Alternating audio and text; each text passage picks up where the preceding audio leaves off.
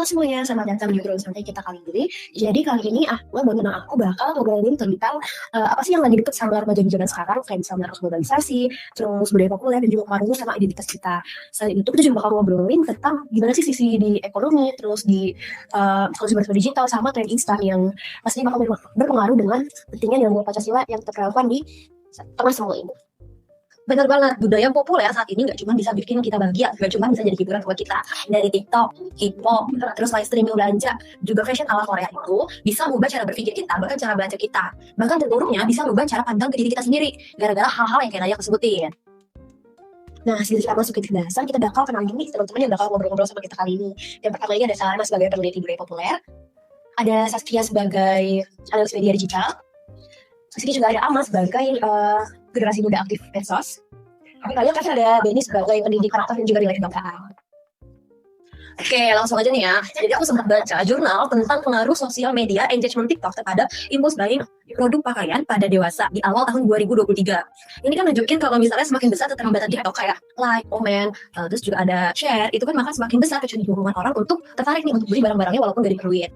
Dari Salama sendiri nih, aku penasaran dari sisi budaya populer, efeknya gimana sih Kak ke remaja-remaja kayak kita gini? Nah, oke, jadi budaya populer ini tuh bukan cuma sebagai hiburan, tapi juga dia tuh terpenuhi sama nilai-nilai seperti estetika, aspirasi, dan identitas diri gitu. Nah, di zaman sekarang nih banyak banget remaja-remaja yang mengikuti hal-hal tersebut kan, tanpa difilter terlebih dahulu, terus juga menontonnya tuh tanpa adanya kesadaran gitu. Nah, akibatnya apa sih kira-kira? Akibatnya itu nanti semakin lama, identitas lokal kita bakal tergantikan oleh identitas budaya asing yang baru gitu. Nah, contohnya, zaman sekarang nih banyak banget remaja-remaja yang ngikutin K-pop, anime, dan sebagainya lah. Nah, nanti kalau misalkan remaja-remaja nggak ngefilter hal tersebut dan ngikutin terus, mereka tuh malah nggak sadar sama budaya yang mereka punya gitu sih menurut aku.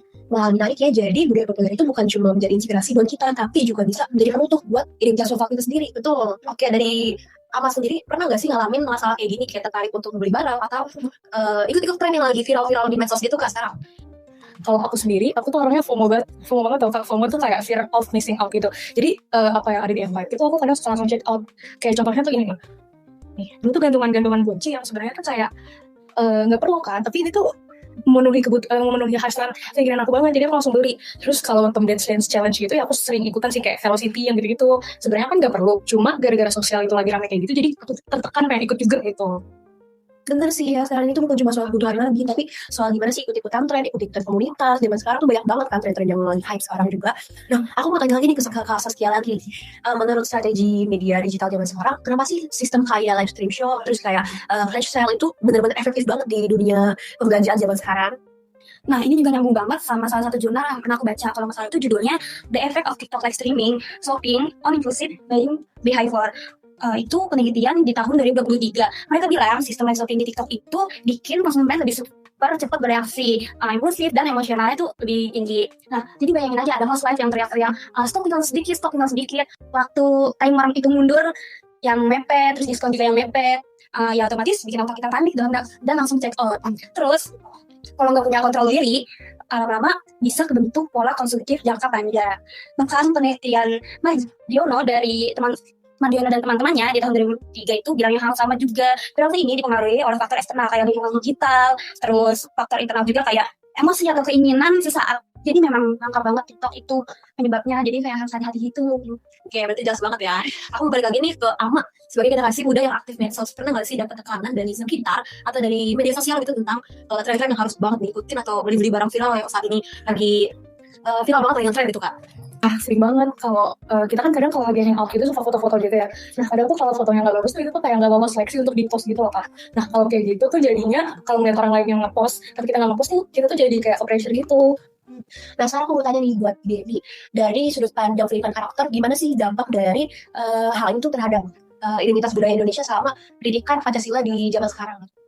Nah, ini tuh penting banget untuk kita tahu tentang dampak terhadap identitas budaya itu sendiri. Nah, karena identitas budaya itu kan bukan cuma tentang seni atau tarian ya, tapi cara berpikir, nilai-nilai dan juga kebiasaan.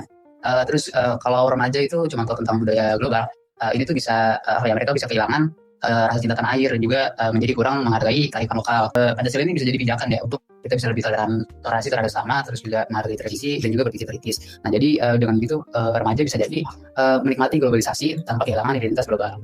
Oke, dari Benny sendiri nih, boleh nggak sih dijelasin gimana sila-sila Pancasila itu bisa jadi pedoman di antara sekarang ini ada tren-tren yang lagi viral atau budaya-budaya populer yang lagi berkembang?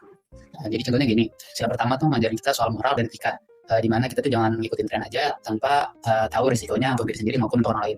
Sila kedua nih ngingetin kita supaya menghargai diri sendiri dan juga orang lain. Contoh sederhananya tuh kayak menghindari bullying. Terus sila ketiga ini ngajarin kita tentang tetap bangga sama budaya lokal meskipun kita tertarik sama budaya global. Sila keempat ini mendorong kita buat berpikir kritis, di mana kita tuh sebelum mengikuti tren harus berpikir kritis terlebih dahulu. Untuk sila kelima kita diajarin untuk hidup sederhana dan adil, jadi nggak boros ya hanya untuk gaya-gayaan. Jadi dengan ini tuh remaja bisa menikmati budaya populer secara sehat.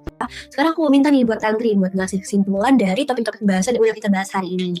Oke, jadi sebenarnya budaya populer dan globalisasi itu adalah pisau bermata tajam di dua sisi. Di satu sisi, TikTok, K-pop, dan lainnya itu bisa memberikan hiburan bagi remaja-remaja khususnya ya yang menakutkan. Tapi di satu sisi, kalau nggak disaring dengan baik, dia juga bisa bawa pengaruh buruk dan menghilangkan jati diri kita sebagai bangsa Indonesia. Karena itu kita perlu megang Pancasila sebagai acuan kita supaya kita nggak kehilangan nih jati dirinya. Dengan gitu, kita juga bisa nikmatin kemudahan itu tanpa perlu menghilangkan jejak sebagai bangsa Indonesia, dan kita juga bisa bangga sebagai bangsa Indonesia. Terima kasih nih buat para narasumber udah ngasih materi-materi yang bagus banget, udah ngasih materi-materi yang informatif buat kita semua dan juga berguna nih buat para penonton di luar sana. Oke, terima kasih yang udah nonton juga, udah nontonin kita, udah mendengarin kita dari awal. Selanjutnya aku akan menutup talk show kita hari ini. Makasih banget buat kalian semua. Oke, langsung aja sampai jumpa di episode berikutnya. Dadah!